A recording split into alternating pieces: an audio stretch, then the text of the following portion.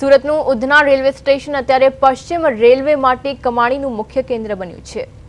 છેલ્લા એક મહિનામાં વતન જનારા ઉત્તર ભારતીયોના ભારે ધસારાને કારણે રેલવેની મસમોટી આવક થઈ છે।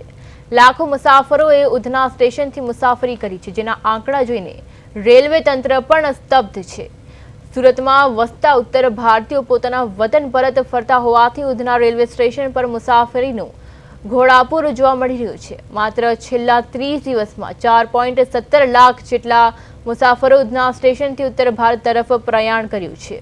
આ આંકડા સાથે પશ્ચિમ રેલવેને માત્ર એક જ સ્ટેશનથી 10.10 કરોડ રૂપિયાની મસમોટી આવક થઈ છે। 19મી એપ્રિલના રોજ એક જ દિવસમાં રેકોર્ડ બ્રેક 25,000 મુસાફરોએ ઉધનાથી મુસાફરી કરી હતી। મુસાફરોના આ ભારે ધસારાને પહોંચી વળવા માટે રેલવે દ્વારા 33 જેટલી સ્પેશિયલ ટ્રેનો દોડાવવામાં આવી હતી, જેનો 3 લાખથી વધુ પ્રવાસીઓએ લાભ લીધો હતો। રેલવે તંત્ર દ્વારા મુસાફરોની સુવિધા અને સુરક્ષા માટે સ્ટેશન પર વિશેષ બંદોબસ્ત પણ જાળવી રાખવામાં આવ્યો છે।